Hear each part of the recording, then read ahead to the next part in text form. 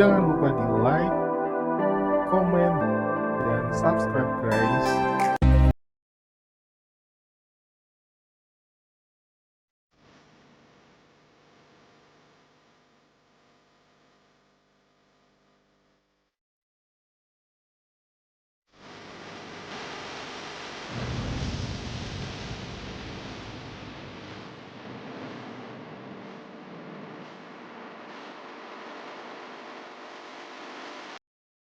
Halo pejuang SNBT, balik lagi bersama channel JQ Map.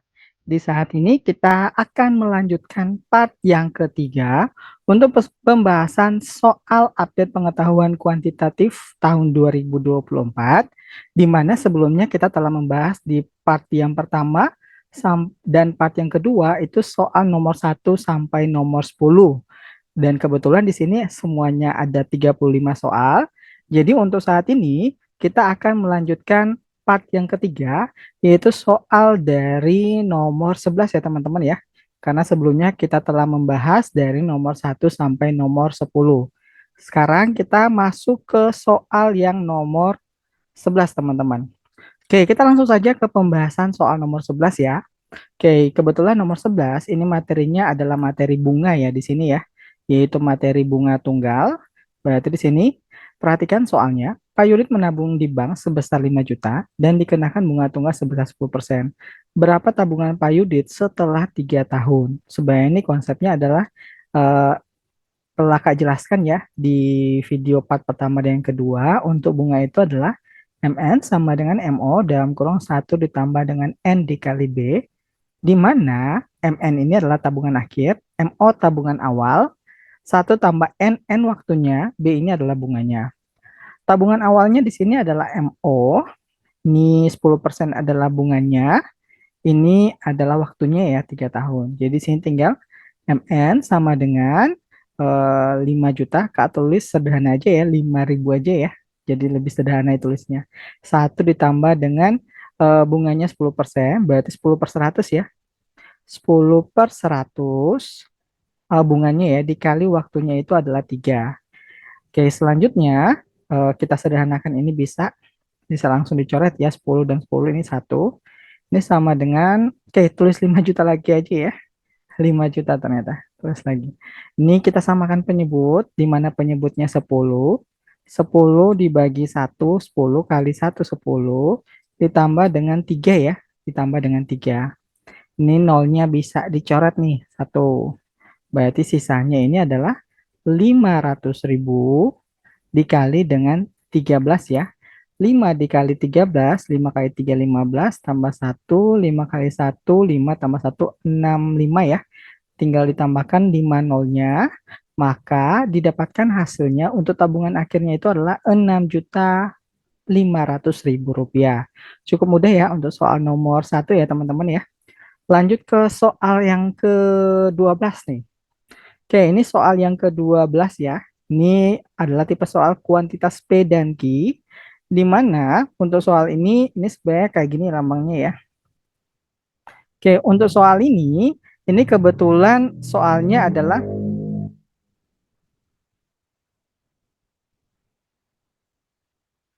untuk soal ini kebetulan soalnya adalah tentang operasi ya. Oke, di sini terdapat operasi dan juga terdapat tabel ya teman-teman. Untuk semua A, B itu bagian dari himpunan 0, 1, 2, 3. Berdasarkan informasi yang diberikan, manakah hubungan kuantitas P dan Q berikut yang benar? Ini seperti ini ya teman-teman ya. Harusnya itu adalah garis ya. Kita tambahkan dengan garis karena ini beda ya, harusnya beda. Oke, kita langsung saja ya teman-teman ya.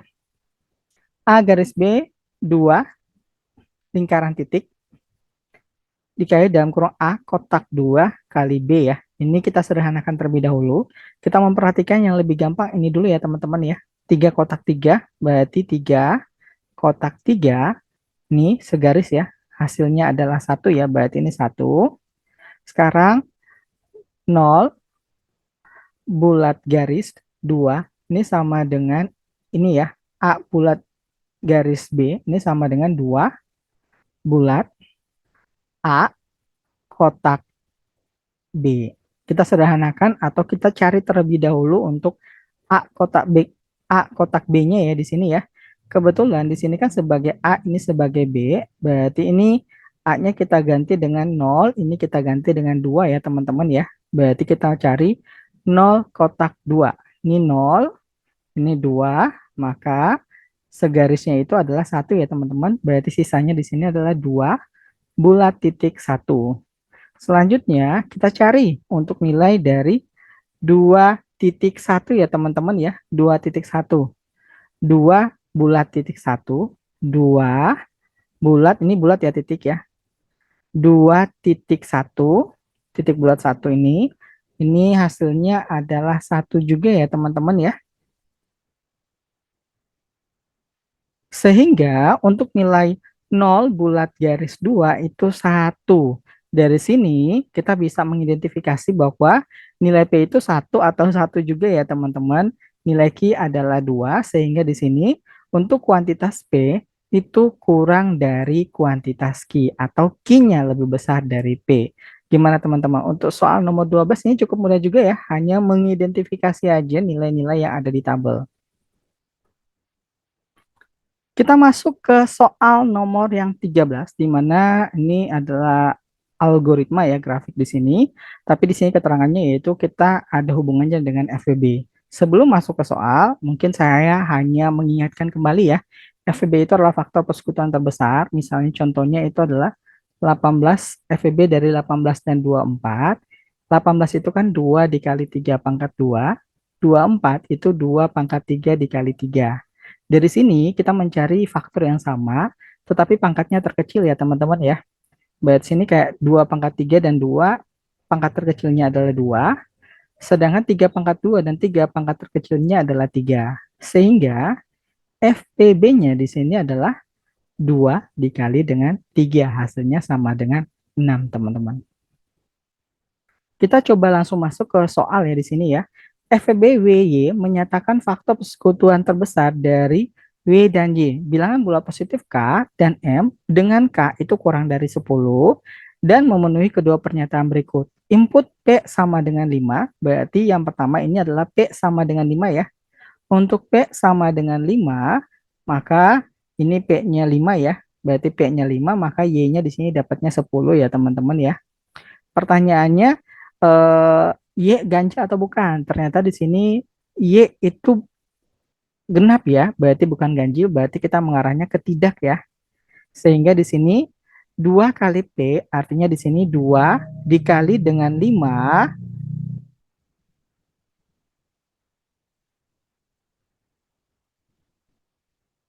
ditambah dengan 3 dikali Y, Y-nya itu adalah 10, dibagi dengan M. Hasilnya sama dengan 2 kali 5, 10, 3 kali 10, 30, tambah 10 itu adalah 40 per M. Selanjutnya, P yang berikutnya ya teman-teman.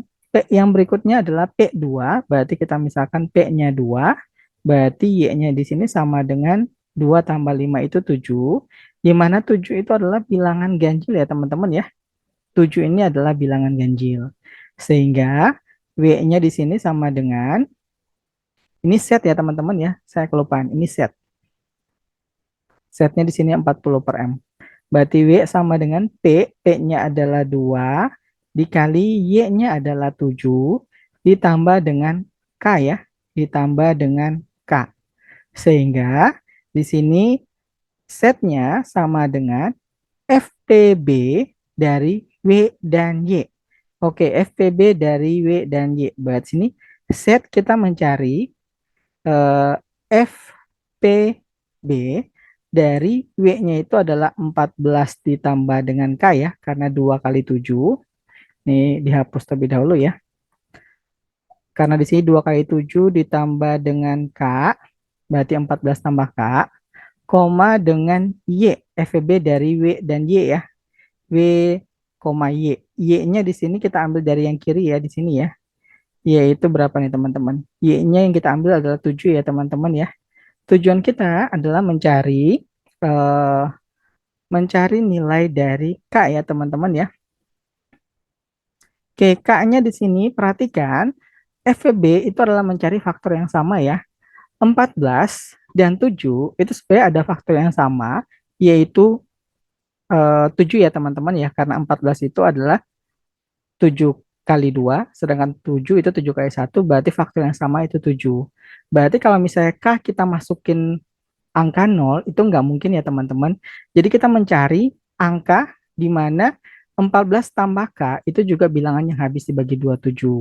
Sehingga di sini bisa kemungkinannya ini bilangannya adalah 21 ya, karena nilainya itu harus lebih besar dari 14. Karena 21 dan 7 itu sama-sama memiliki FPB, yaitu 7 ya teman-teman, yaitu 3 kali 7 di sini, ini juga 7, yang sama di sini adalah 7. Maka dari sini kita bisa tentukan nih nilai K, yaitu 14 tambah K itu sama dengan 21, K-nya itu sama dengan 21 dikurang 14, hasilnya 7 teman-teman. Sehingga untuk nilai K yang memenuhi di sini adalah 7 dan jawabannya adalah yang D teman-teman. Gimana untuk nomor 13? Lumayan ya teman-teman, lumayan mudah sebenarnya untuk soal nomor yang 13. Selanjutnya kita masuk ke soal yang ke-14 ya teman-teman ya. Oke, untuk soal nomor 14 ini grafik juga ya, ada tabel di sini. Kita langsung saja bahas soalnya ya. Diketahui jarak kotak A sampai B yaitu 25. Ini 25 berarti ada berapa nih? Kotak 1, 2, 3, 4, 5. Berarti per kotaknya itu adalah 5 ya. Karena 25 dibagi dengan 5 berarti ini 5, ini juga 5, ini 5, ini 5, semuanya 5 ya. Ia harus mengikuti UTBK di kota E. Tanto berangkat menggunakan motor dari kota A, oke dari kota A ya. Tanto dari kota A menuju kota E ya, menuju kota E, menuju kota E, tidak melewati C dan D ya teman-teman ya, tidak melewati C dan D. Satu-satunya kota yang dilewati adalah F ya teman-teman ya. Satu-satu yang dilewati adalah F. Tanto berangkat pukul 09.30 dan tiba di kota E pukul 11.30. Berapa kecepatan Tanto mengendarai motornya? Oke, harusnya di sini per jam ya teman-teman ya. Ini per jam harusnya, per jam. Ini per jam karena kecepatan ya. Oke, kita coba identifikasi ya teman-teman ya. A ke E melalui F. Berarti untuk garisnya berarti di sini ya teman-teman ya. Ini saya perbesar terlebih dahulu. Oke, berarti ini ke sini ya garisnya ya. Terus melalui F, terus lanjut ini sampai ke sini ini melalui ke E ya. Dari si A ke sini ini 25, ini ke sini adalah 10, ini adalah 5. Sehingga jaraknya di sini sama dengan 25 ditambah 10, 35 ditambah 5 itu adalah 40. Sedangkan waktunya di sini 11.30 dikurang 09.30 itu adalah 2 jam ya teman-teman. Sehingga kita gunakan konsep JKW, jarak kecepatan waktu ya. Untuk kecepatan ini sama dengan jarak dibagi dengan waktu ya teman-teman. Sehingga di sini 40 dibagi dengan 2 hasilnya adalah 20 kilometer per jam. Dan jawaban yang benar untuk soal nomor 14 yaitu yang E, teman-teman. Gimana teman-teman? Mudah ya untuk 14. Mudah-mudahan kedepannya juga SMBT bakalan lebih mudah ya teman-teman untuk PK teman-teman. Karena PM sebenarnya sih kalau dikatakan mudah nggak juga ya. Karena PM dibutuhkan nalar dalam menjawab soal. Kalau kita nggak bisa mengidentifikasi soalnya itu nggak bisa jawab ya. Walaupun ternyata soal tersebut gampang. Jadi bedanya antara PK dan PM, kalau PM lebih banyak kenalarnya, sedangkan PE udah biasanya langsung menggunakan rumus ya. Kita lanjut ke soal yang ke-15. Perhatikan di sini, gambar di bawah adalah peta jalan suatu kecamatan yang meliputi desa A, B, C, D. Untuk mencapai suatu desa dan desa lainnya, setiap kendaraan harus menggunakan jalan seperti pada gambar. Diketahui bahwa jarak desa A dan B itu adalah 9 meter. Ini kebetulan kotaknya ada 3 ya. Berarti per kotak itu adalah 3 ya teman-teman. Ini 3, ini 3, ini 3. Serta titik-titik berwarna jingga itu tidak dapat dilalui. Berarti ini jingga ini nggak boleh dilalui ya teman-teman ya untuk jingga. Terdapat pipa air lurus di bawah tanah menghubungkan A ke C. Berarti kita menghubungkan A ke C, teman-teman ya. Menghubungkan A ke C di sini. Panjang minimal pipa tersebut adalah, karena ini bawah tanah, berarti lurus ya. Ini jarak terdekat biasanya adalah jarak yang saling tegak lurus ya. Jadi kita tarik sebuah garis. Ini teman-teman jaraknya. Ini adalah siku-siku ya teman-teman. Karena kita mencari A ke C, biasanya kemiringannya itu jarak yang terpendek itu dari jarak yang tegak lurus. Kemiringan dari yang tegak lurus ya. Ini berarti 6, sedangkan di sini ada 3 kotak ya harusnya ya teman-teman ya. Berarti sini 3, 3, 3, ini berarti adalah 9 ya. Berarti untuk A ke C itu gunakan konsep Pitagoras, yaitu akar dari 6 kuadrat ditambah dengan 9 kuadrat ya teman-teman. Hasilnya adalah 6 kuadrat itu 36, 8, 9 kuadrat itu 81. Kita jumlahkan sama dengan akar dari berapa nih teman-teman? 117. Di mana untuk 117 ini sama dengan akar dari 9 dikali dengan 13 ya teman-teman ya. 9 kali 3, 27. 9 kali 1, 9 tambah 2, oke 117. Selanjutnya, akar 9 ini adalah 3, berarti sisanya adalah 13 ya. Maka panjang minimal pipa tersebut adalah 3 akar 13 dan jawaban yang benar adalah yang C, teman-teman. Gimana teman-teman? Untuk soal nomor 15 mudah-mudahan dipahami ya teman-teman. Oke teman-teman, untuk kali ini sekian ya untuk pembahasan soal-soal pengetahuan kuantitatif untuk part yang ketiga. Nanti untuk pembahasan selanjutnya akan dibahas di part-part selanjutnya ya teman-teman. Untuk itu selalu dipantau untuk channel JQ Math karena kita akan membahas lebih banyak lagi latihan soal. Untuk kali ini kita bahas PK, selanjutnya kita bahas PM. Karena sebelumnya kita bahas PM ya teman-teman, jadi sekarang PK terus PM, nanti gantian teman-teman. Untuk soal selanjutnya untuk nomor 16 sampai 35 akan kita bahas di part selanjutnya teman-teman.